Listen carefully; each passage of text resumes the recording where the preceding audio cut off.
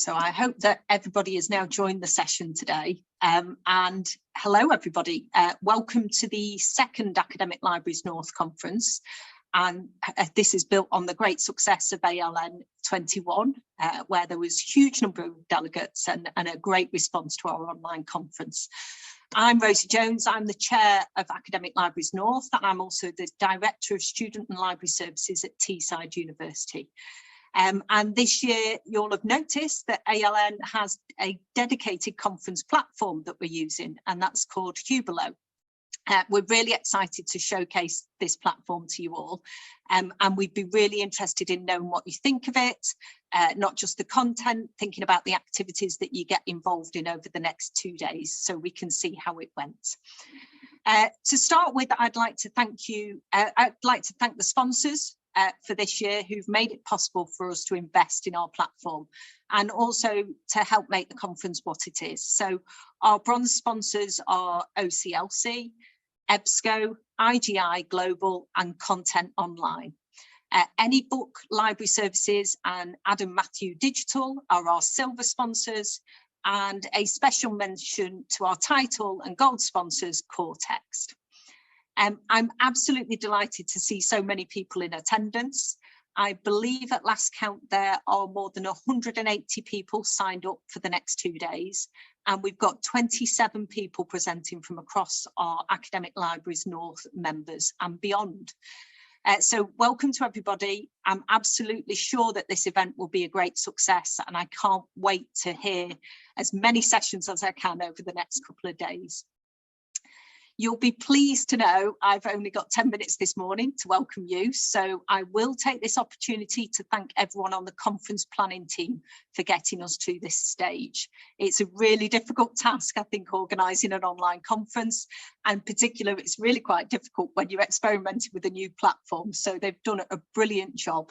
And so I'm going to run through those names really, really quickly if you wait for me to get through my list. So Nicola Gregory at Liverpool, who's the chair, Amelia Bradley Newby at Leeds, Ben Catt at York, we've got Kat Elliott at Teesside, Elaine Andrew at Sunderland, Emma Spivey at Academic Libraries North, Harry Endersby Marsh at Durham, Heather Johnston at Liverpool, Helen Clough, who's facilitating this session at the Open University, Jatixa McMahon at Lancaster, John Williamson at Lancaster, Lorna Peck at Sheffield, Nikki Freeman, our superstar at Academic Libraries North, Olivia Rye from Manchester, Ruben Rowlands at RNCM, Ruth Burns at Manchester, Sarah Hastings at Hull, and Zelda Chatton at Liverpool. Apologies, the list is so long, but that just shows you the effort that goes into this conference planning, and all of these are volunteers that make this conference happen for you. So thank you to all of you involved. I'd like to encourage you to make the most of all the opportunities available during the conference. And in particular this afternoon, don't forget that not just attending this keynote, there's parallel sessions you can go to. Don't forget to engage with sponsors. Our sponsors help make this event happen, and they're really important to us. You can access them via their sponsor booths on the Hubelo platform. Network with colleagues in the lounges, catch up with old friends, hopefully make some new ones. Get involved throughout the afternoon with the sponsors with our fun competitions, our quiz at 5 p.m, and gathering points as you go along. And we all know what points mean, don't we? So they're prizes, and there's a hamper of goodies from Any Book to win, a Google Nest from EBSCO, a £25 Amazon voucher from OCLC, and a £25 voucher of your choice from us at Academic Libraries North. So that's all the housekeeping for today. Now I'd like to move on to welcome the first keynote speaker, that is Kit Heyam. I'm very much looking forward to their session. I'm delighted that Teesside University was able to sponsor this keynote. This will be the third occasion I have heard Kit speak, and I have to say their trans awareness training is amazing. I would thoroughly recommend their workshops to any institution. I always find your talks hugely challenging, but hugely inspiring. And I am sure our delegates will go away with practical ways to address trans inclusion following this talk. If you have any questions for Kit, they should be added to the Q&A tab next to the chat box on Hubelo. No questions can be taken verbally on this platform at the moment, but I will attempt to transcribe your questions and ask them of Kit at the end of their session. So thank you so much, Kit, for agreeing to speak today. Welcome to the conference, and I'm going to hand over to you. Thank you so much, Rosie. Thanks for that lovely introduction. And thanks very much to Academic Libraries North for inviting me to deliver this. I spent 10 years working in libraries before I moved into academia, and most of that time was in academic libraries specifically. So I remain really invested in this area of work, and I'm really excited to have an opportunity to talk about it today. So I'm just going to share my slides, and then I will get started. There we go. So now, when I was asked to give this keynote, my first thought was that this was likely to be like every other trans awareness session that I've delivered in the academic library, like the workshops that Rosie was talking about. I have delivered a lot of those sessions. I'm quite regularly asked to come to academic libraries and deliver workshops on the kind of practical aspects of trans inclusivity. So like, how do you ask for pronouns? How can you make a trans inclusive book display? What do you do if a visitor comes up to you and says, help, there's a man in the ladies' toilets? And I absolutely love delivering those workshops. It's really rewarding for me to create a safe space for people to ask the questions about gender that they are worried are stupid or offensive, which are invariably not as stupid or as offensive as they think. And it's really rewarding to help them realize that as well. And I love as well seeing how much thought and energy library staff put into discussing real life case studies of trans inclusion in libraries, which is something that I also focus on in my workshops. But the thing about those sessions is that it can sometimes feel as if, while they are educational, they're not really challenging. Because rarely am I asking people to rethink their ideas of what their library is for. Instead, what I tend to be doing is I'm working with their ideas of what their library is for. We're working with their idea that their library should be an inclusive and welcoming space. And I'm just then providing them with some of the tools that can help kind of make that vision a reality in terms of trans inclusion. And that is why I was so struck by the way that this conference described itself. So when I was sent the invitation by Nikki, I looked at the way that this conference was thinking about itself as a chance to engage with inclusivity. And in its own words, this conference describes itself as a chance to look critically at whether our libraries are really inclusive and supportive, considering whether we're avoiding enacting meaningful change to maintain the status quo. And I think this is a really astute question to be asking.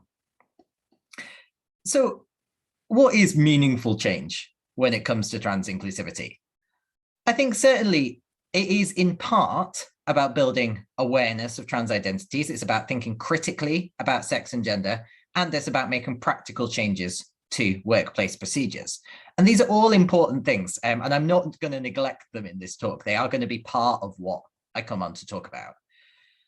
But meaningful change is also, I think, about thinking critically about the roles and responsibilities of libraries and what the stakes of those roles and responsibilities are in our contemporary academic and political climate.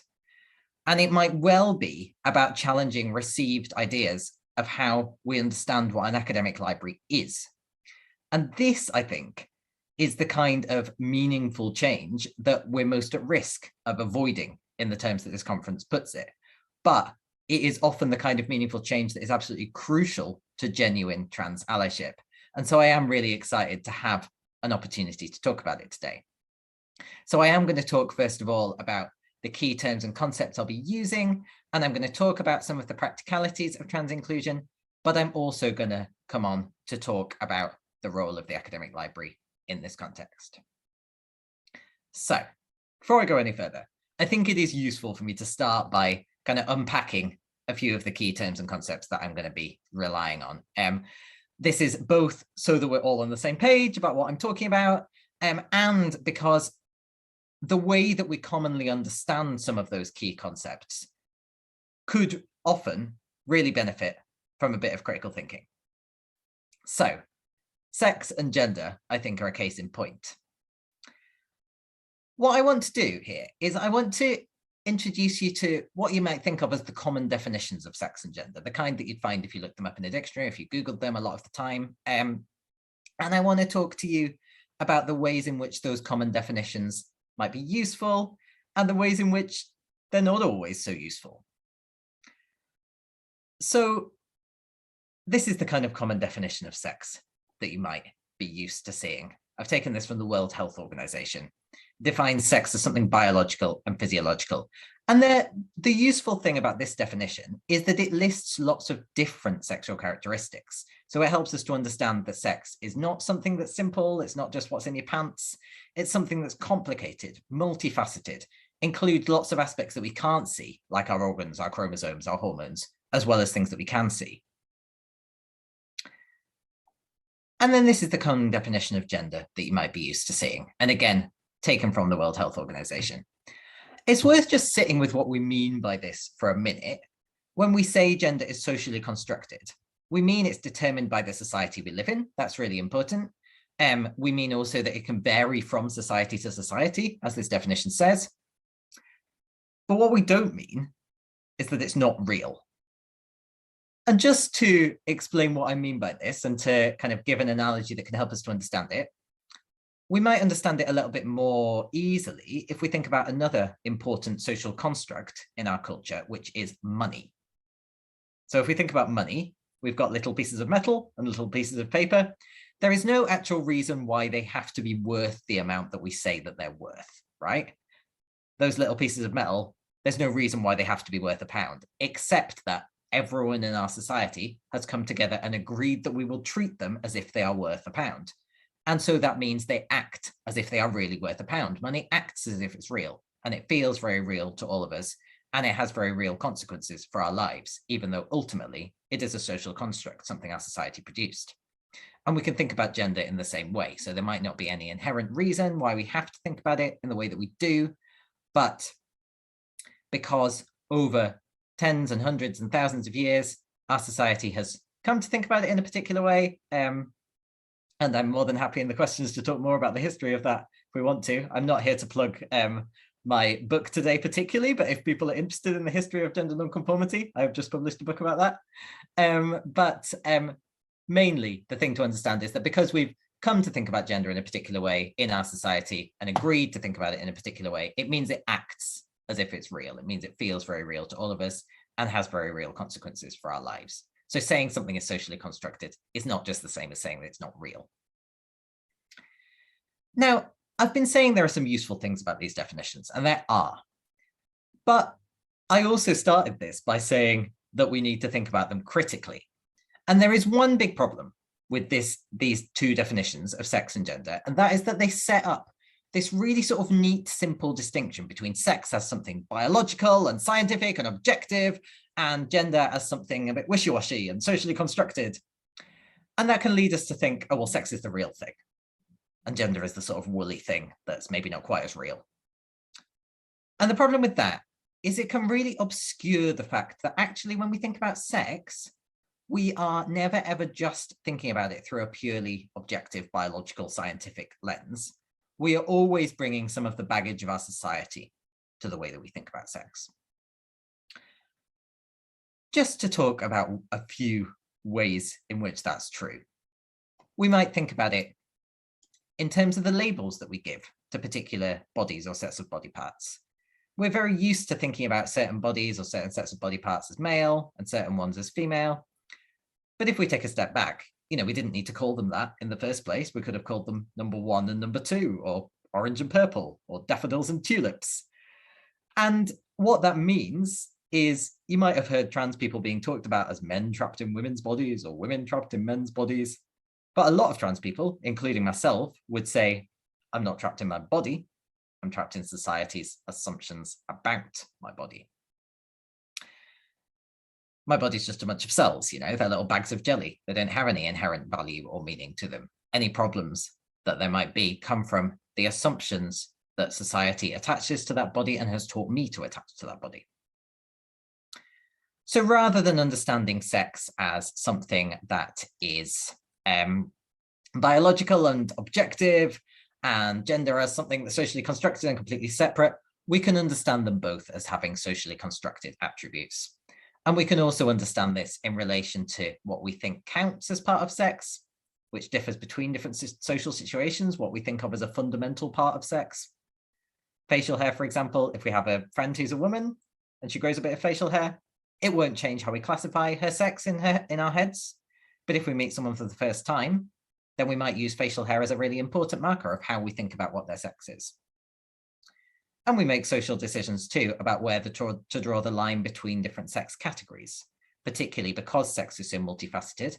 Not everybody's body fits perfectly into one of those two categories. If you've heard the word intersex, that's what that is referring to, biological traits that mean people don't fit into one category or the other.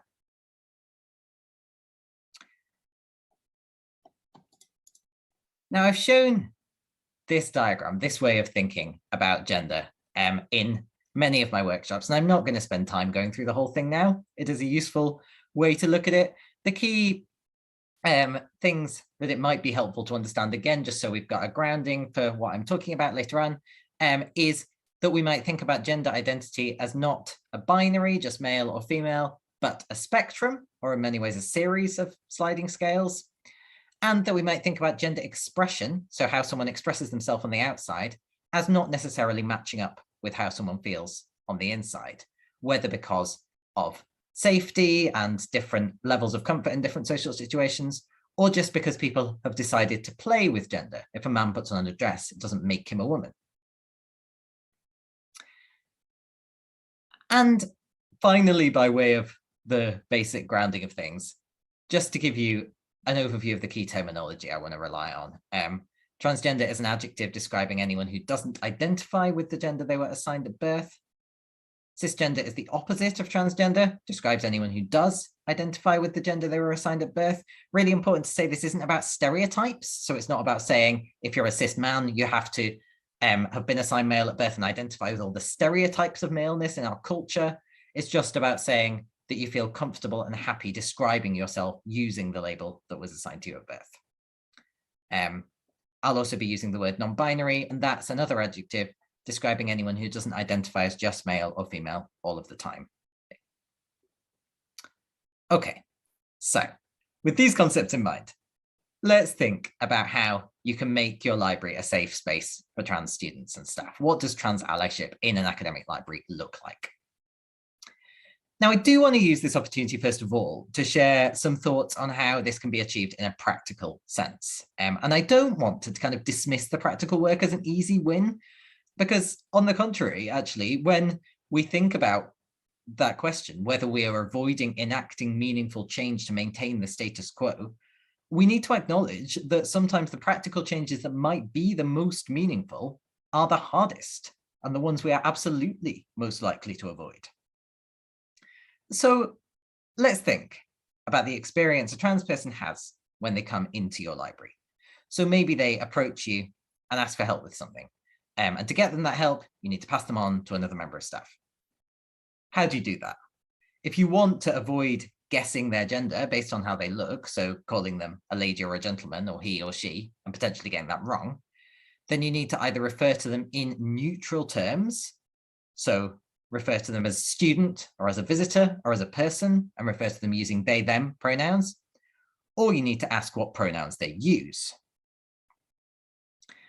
So avoiding guessing people's genders looks like practicing neutral ways of referring to groups.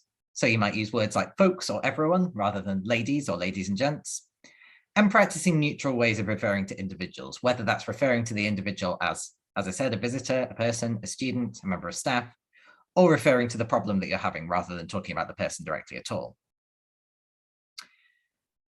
It also looks like potentially finding ways to find out specifically what the correct pronouns to refer to someone by are. And there are different ways of doing this depending on the social context that you're in. If you're one-to-one, it is absolutely fine to ask what pronouns someone uses. If you're in a situation where you're not one-to-one, I would caution against asking what pronouns somebody uses, because you don't want to put them on the spot in front of people. You don't want to make them out themselves. So instead, what you might do is create the opportunity, but not the obligation, for them to share their pronouns. That might be by volunteering yours, or it might be by doing that non-verbally. Now, when I talk about this in training sessions, what tends to happen is that the staff that I'm working with tend to be really enthusiastic about how simple it is to avoid misgendering trans people and to make sure they have a positive experience. They're like, oh yeah, I could just call them students instead of ladies or gentlemen. And I really respect that enthusiasm. I have to say that I also really respect the people who acknowledge that actually they don't feel so positive about doing this. So I really respect the people who ask me, yeah, but won't someone get offended if I call them a person rather than a lady or a gentleman? Or won't someone get offended if I ask for their pronouns, if I imply that I can't tell whether they're a man or a woman? Or who ask, oh yeah, but what about international students? What if they don't understand what I'm asking? Or even the people who say, oh, but I find it so difficult to use they for an individual because it feels impersonal and I'm not sure about the grammar of it.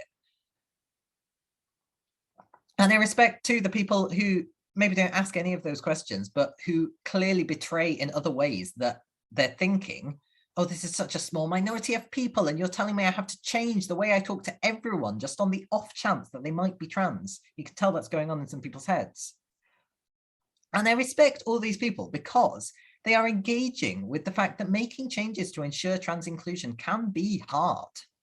Because very few of these issues are as big as people tend to instinctively think. Like the vast majority of people, cis or trans, are not going to be offended if they get called a person or offended if they get asked for their pronouns.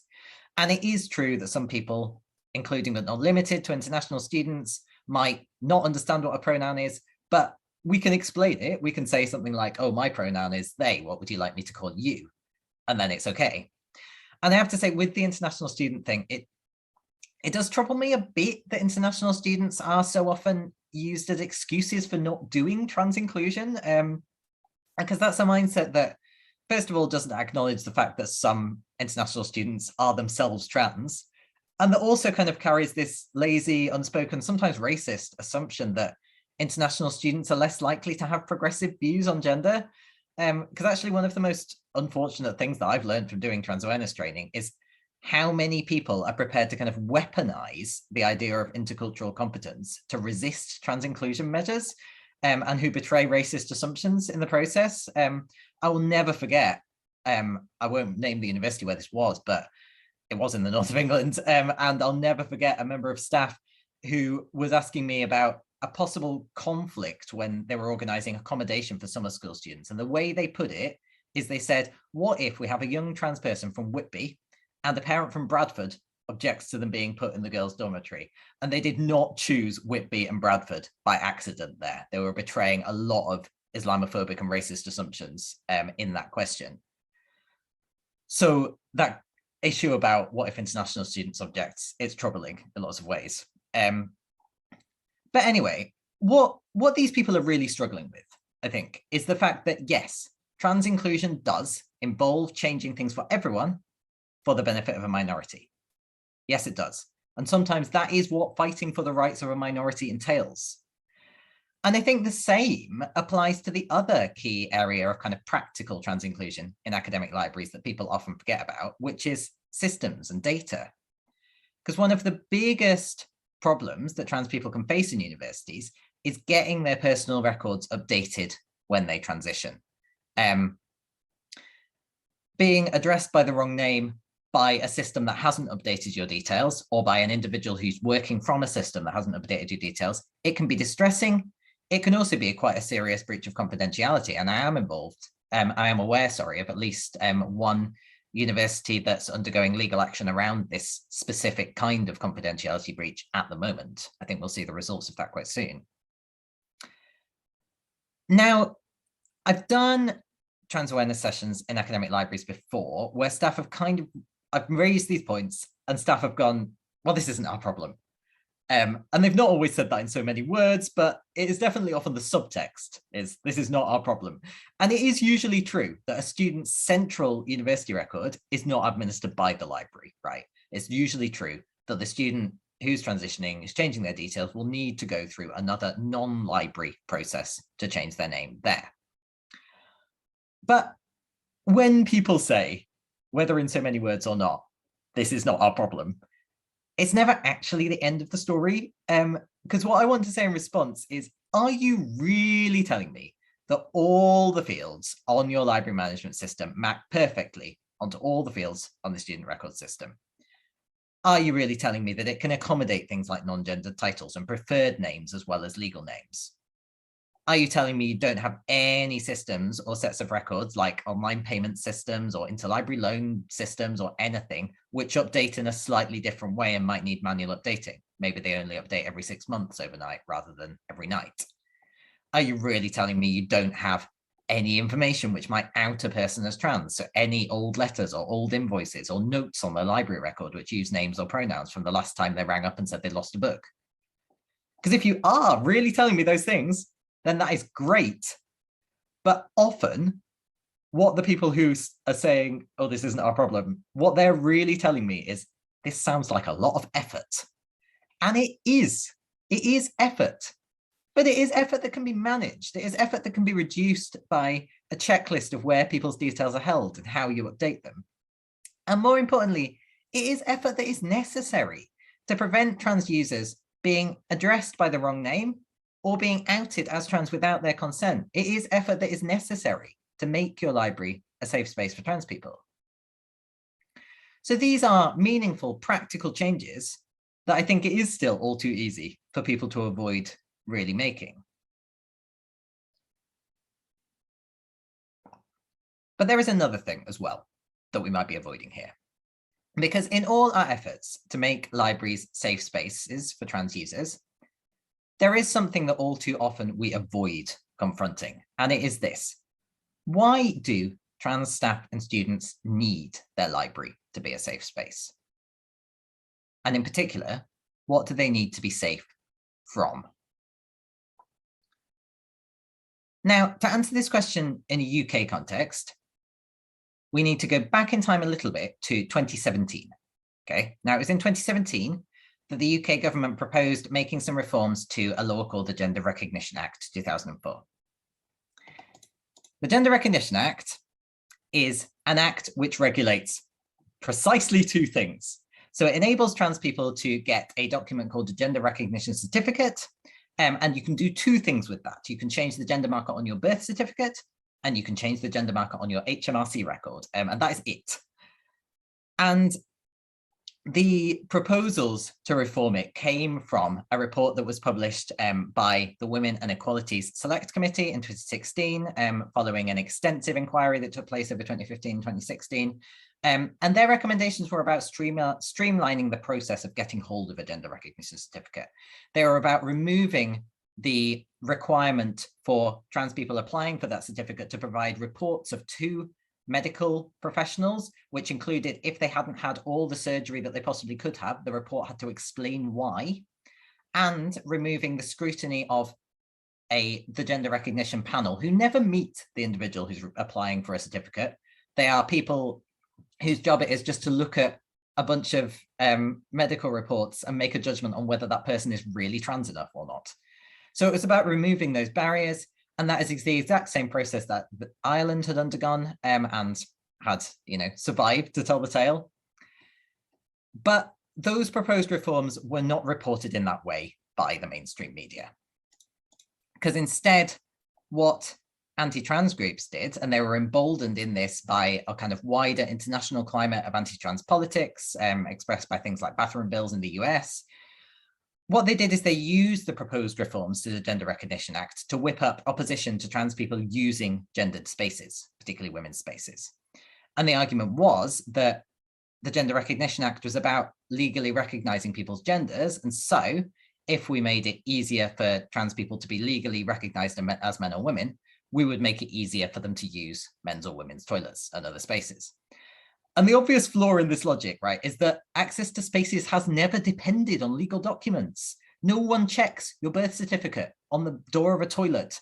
Trans people have been accessing spaces on the basis of self-identification for as long as there have been trans people, meaning forever.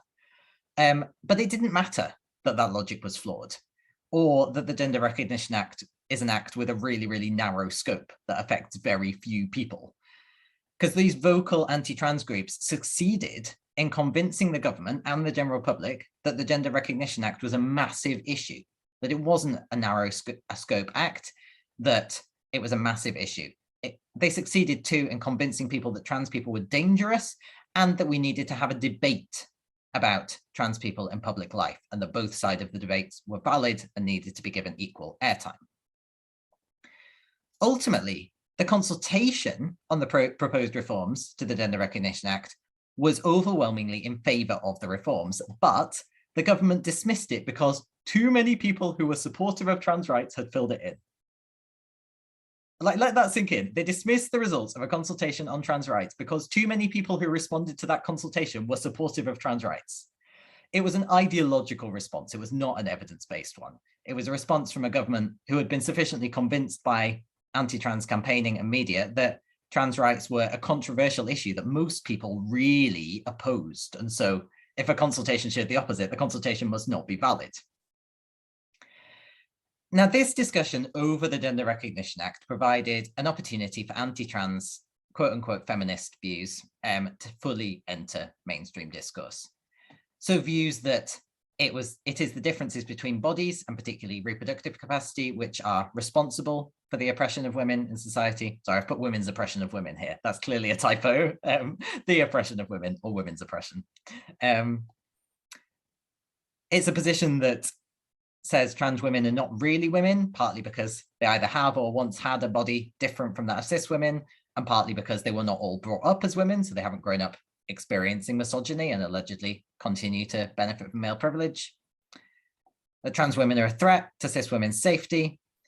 And most perniciously, that people who want to transition are really just victims of gender stereotypes. So trans men are just non-conforming women who are being told by society that they're not feminine enough, and so they feel like they have to transition.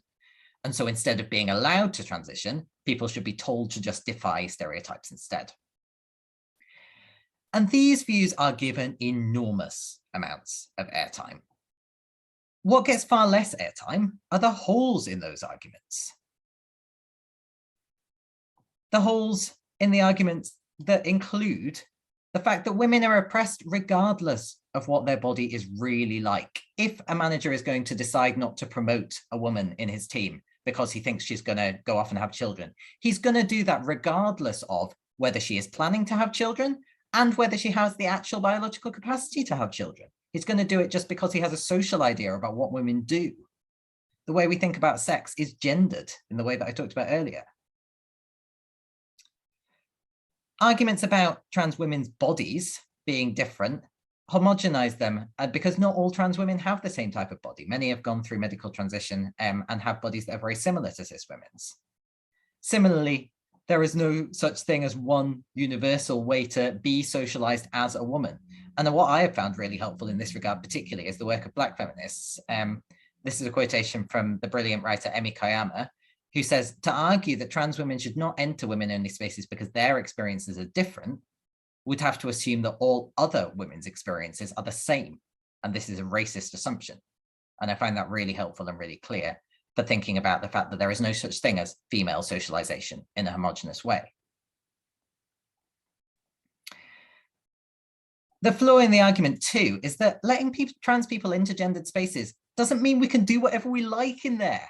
If someone harasses someone in a toilet, you don't have a trans issue, you have a harassment issue. And on the flip side, if a cis man wants to attack a woman, he's just going to do it. He's not going to pretend to be trans in order to do it. And people don't transition because of gender stereotypes, no matter what the anti-trans argument might be. Trans people tend to be way more critical of these gender stereotypes than cis people are. If transitioning for me had meant that I had to stop enjoying the stereotypically feminine things that I enjoy, like wearing floral clothes and doing crochet and singing in a choir and cooking as a hobby, I would never have done it. And so there are all these flaws in these anti-trans arguments, and yet it is so much more common to hear the anti-trans view than it is to hear these rebuttals these days. And things have got bad in UK media. Research by the charity Mermaids in 2019 found that articles about trans people had increased by 350% since 2012. And the vast majority of those new articles were negative articles. And it is pretty rare now for a day to go by without at least one newspaper publishing an article that takes a hostile position on trans rights.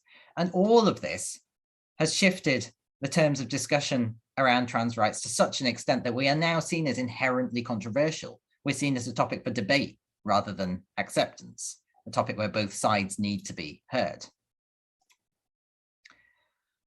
And so this is what trans people need to be safe from. I cannot overemphasize the effect that this is having on the mental health of trans people in the UK.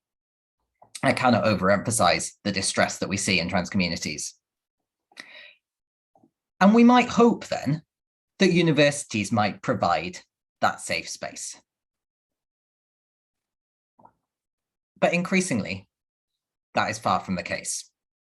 Instead, what we find is that the discourse of academic freedom is being co-opted and twisted and weaponized by people with anti-trans views, claiming that to ask them not to express those views in their teaching, or that to disagree with those views when they express them in their research is to infringe their academic freedom. And these anti-trans academics largely find themselves explicitly supported by their institutions and by the government. So when students at the University of Sussex, for example, held a protest to express their disagreement with the anti-trans views of the philosopher Kathleen Stock, the university affirmed its support for her, and government ministers affirmed their support for her. And when it's combined with the increasing acceptance of the perspective that trans rights are a matter for debate, this climate encourages university staff, and I mean all university staff, not just academics, to present themselves as neutral on trans rights rather than outright supportive. What is more, in the last year, there's been an increasing spate of malicious freedom of information requests directed at universities by right-wing newspapers, asking, among other things, what trans-inclusive measures they put in place in order to then just report these negatively. I came really close to being the victim of one of these because the British Library got a malicious FOI request from the Telegraph. They disclosed that they'd paid me to deliver trans awareness training, and it was only down to a last-minute challenge that they didn't name me in that article, which would have opened me up to even more online harassment than I already get. And this framing of trans rights in opposition to academic freedom poses a real challenge for libraries, because we might well feel that libraries are automatically on the side of academic freedom and neutrality. You know, isn't that exactly what libraries are all about?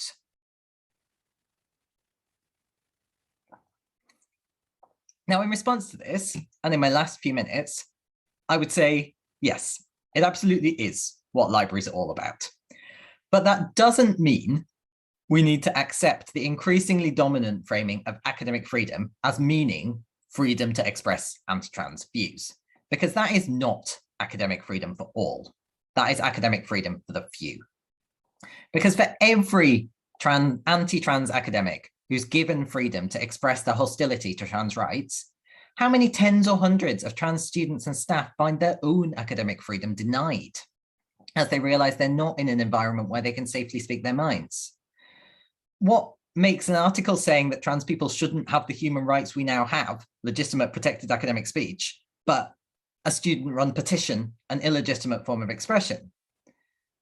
What are the consequences for trans people's academic freedom of an environment where university management are saying, we take a neutral position on whether or not you should continue to have legal equality? How can that environment really be conducive to the free expression of those people's ideas?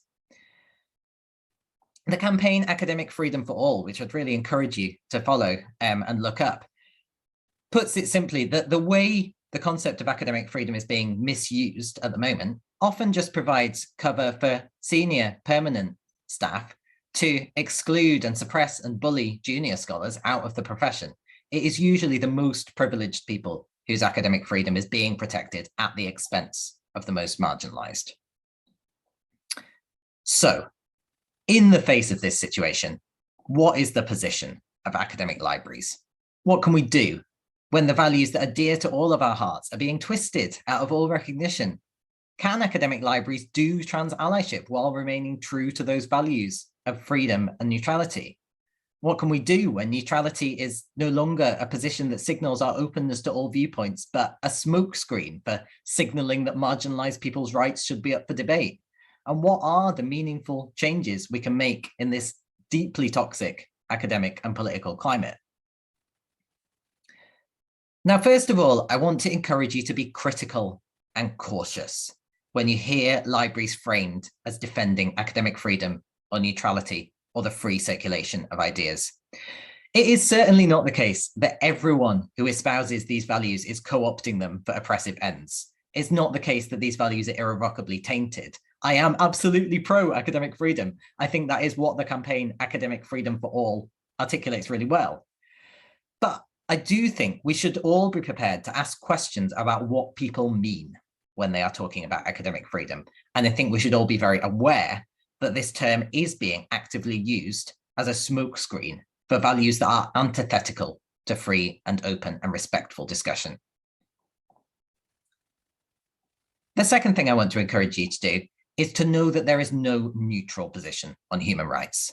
Neutrality is a stance in favor of the status quo, and it is also a stance that accepts that there are two equally valid sides to a debate.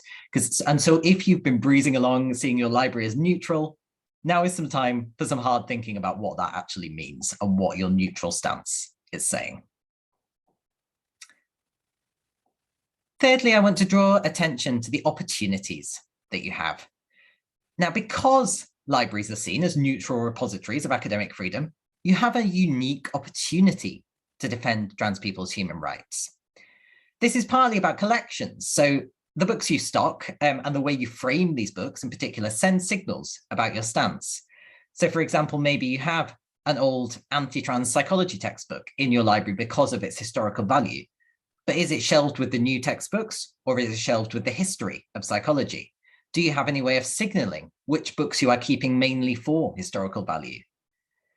It's also partly about how and whether you choose to support the work of trans students and staff at your institution. So what kind of support and platforms can you give them?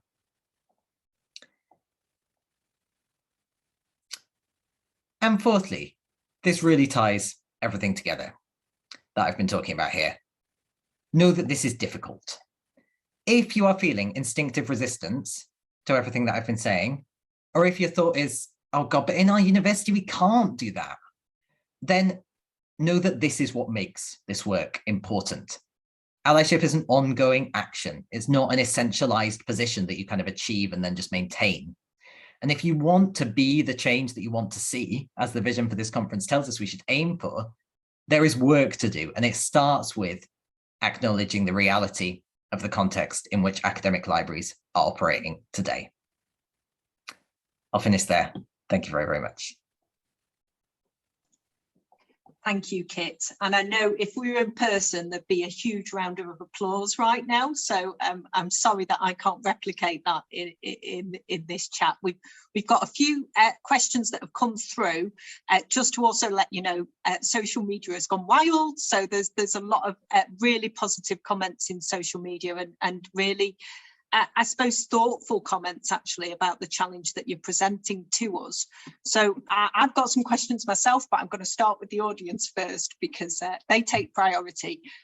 So Jennifer Beju, of course, has said, thank you for your brilliant keynote, first of all. So do you have any suggestions for how we can encourage active allyship and critical thought, especially amongst leaders who have the capital to change these oppressions? Thanks so much. And hello to Jen, who I used to work with. Really nice to hear from you. You make a really important point, I think, about the responsibilities of leaders in particular. And I would like to encourage you to start by understanding what leaders' goals are for their libraries. So I think it's always, as a negotiating tactic, it is always helpful to understand where someone is coming from, what their key priorities are. So understand their strategic goals and then think about how you can work this in. This is one of the reasons I find the Academic Freedom for All campaign so incredibly powerful, because it starts by saying, yes, we all agree with academic freedom, and here's the ways in which being trans inclusive is actually good for that. So I find that a really kind of compelling place to start. And I also think that it's sometimes helpful to give people the opportunity to hear a diversity of viewpoints from marginalized groups too, if people aren't receptive to kind of the more, critical or political sources, at least giving them access to the experiences of individuals can also be helpful.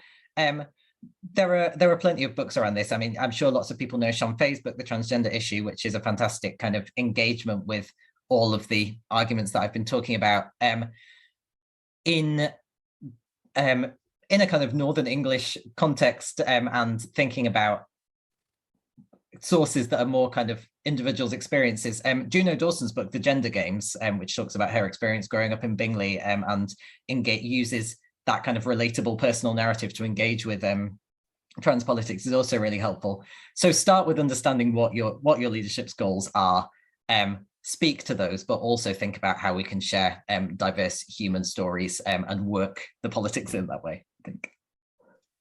Thank you, Kit. I'm probably not the only one frantically writing down all of these references that you're sharing. I might try and get those out of your head later so that we can retweet them from the ALN account. And next question is from Ruth Burns. I like this question. So does Kit think the negative media cover comes from a small hostile minority leading the media, or the media leading the minority? Oh, really interesting question about the relationship between the minority and the media there. It's quite symbiotic, I think, because I think the media know now that this gets a lot of clicks. So, you could say like capitalism is actually the problem, in that, we live in a media culture where they need the clicks in order to fund the advertising on their pages because people aren't buying their print media. So yeah, that is a thing that's going on. So I think it's symbiotic. I think it's definitely true that the anti-trans campaigners, a lot of them work in the media, and a lot of them have really high up connections. It's no coincidence, for example, the CEO of Mumsnet, the online forum for parents, which has become an absolute hotbed of anti-trans activism, is married to the CEO of Channel 4.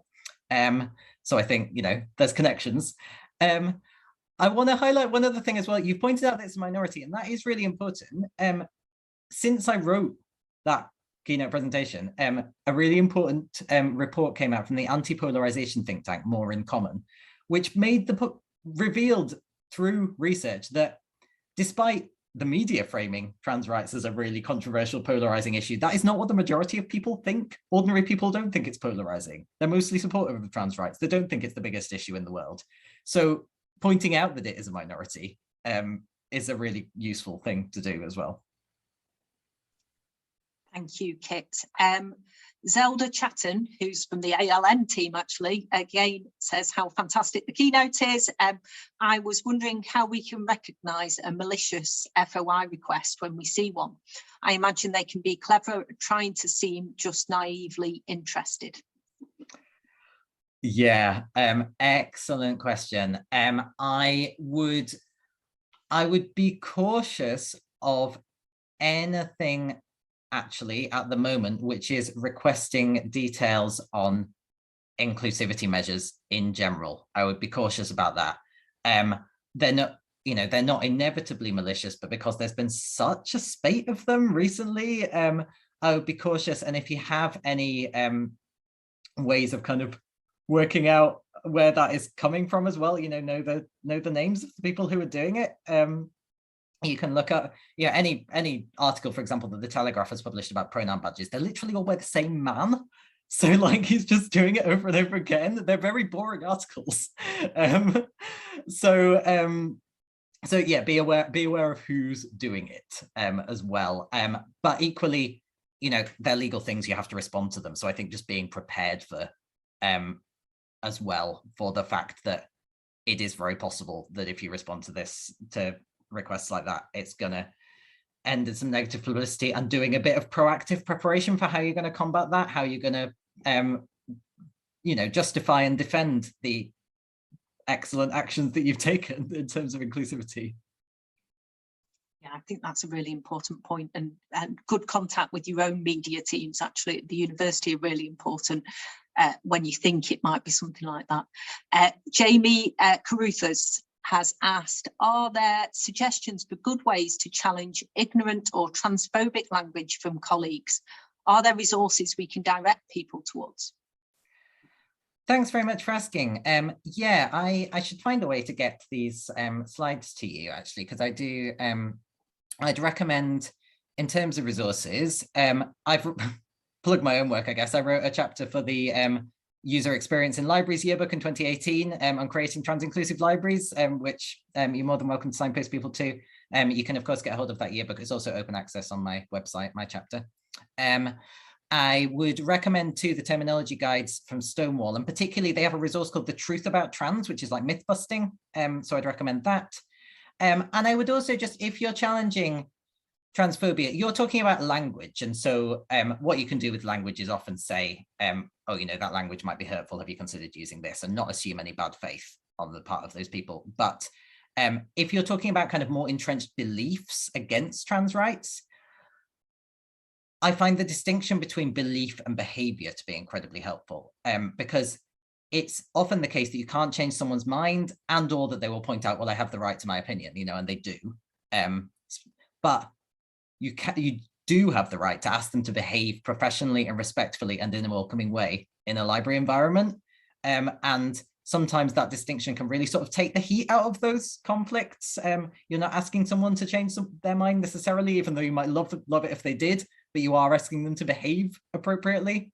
So yeah, I find that a sort of helpful way to think about it as well. Thank you, Kit. And I've noticed on social media that actually there's lots of people following who are managing to find the resources you're speaking about and tweeting them right now. So that's great news. A final question for you, Kit, before we run out of time. And actually, it's quite a practical question from Alice Bennett. So she says, I've recently encountered a situation around misuse of accessible toilets, and some are blaming the use of these facilities by able people on the designation of the loos as gender neutral. I've argued against this, but I'm struggling to resolve it. Is this something you have encountered? Yeah, I mean, this is a real problem, actually, when, hello to Alice, by the way, who I also used to work with. Yeah, really, this is a real problem when people think that the solution to not having any gender neutral toilets is to relabel the accessible toilets, because then you've got two marginalized groups competing for the same limited space, and that's not ever going to be okay. So the solution is to create more gender neutral toilets, and for more toilets to be accessible. But in a world where we don't have unlimited estates budgets, I think if you're having real problems with people who need accessible toilets not being able to access them, then you need to be considering relabeling more toilets as gender neutral, so that people who need gender neutral toilets have more options to do that. Have more options than just competing for that small number of accessible toilets. And the solution, of course, is not, as I'm sure you know, policing whether people are disabled enough to use an accessible toilet. But more gender neutral toilets it sounds like what's needed there. Without knowing more about the specific situation, I don't know that I could say more, but I think, yeah, I suspect we're on the same page. Thank you so much, Kit. And I think we're bang on time now. I'm sure there will be lots more questions or challenges coming through on Twitter, and I'm sure you'll have a look at those at the other side. I didn't get a chance to ask my questions, so you might get some of those coming from me later on. It's just been a fantastic start to the conference, so I'm absolutely delighted that you were asked to come along, and thank you for your time. We will make sure that your slides are made available, and also those resources that you've linked us to. I think it's really useful to make sure they're shared, so we'll make sure that we put those through social media and other platforms to get them to our delegates. Perfect timing, so thank you, Kit. And just one final thing from me for all our delegates. So next up is the Wellbeing and Networking break, and that's in the lounges, and that's till 2:10. And then that will be followed by our first set of parallel sessions, which you can access from the agenda on the landing page. I think I've technically just got that right. So thank you everyone for your time today. I hope you've enjoyed that keynote as much as I have, and I wish you a great conference. Thank you. Thanks for having me. Okay.